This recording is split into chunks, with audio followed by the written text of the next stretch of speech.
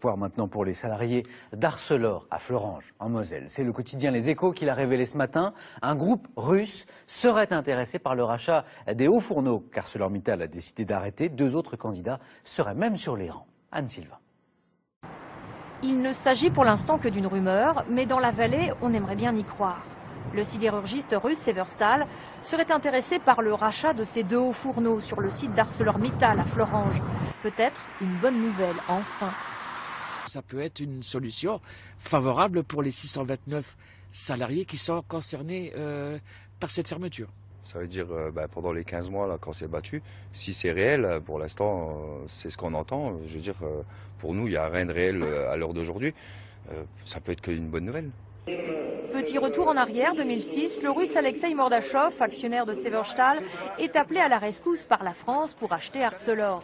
Finalement, c'est l'Indien Mittal qui rafle la mise. Par revanchard, Mordachov reviendrait donc à la charge, mais les négociations ne feraient que commencer.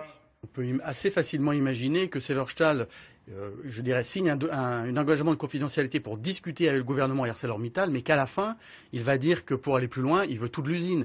Et obtenir pour lui toute l'usine, c'est notamment une ligne de galvanisation axée sur le marché automobile haut de gamme en Europe de l'Ouest. Et pour lui, ce serait une clé d'entrée pour se développer extrêmement importante. Nous avons affaire à un prédateur.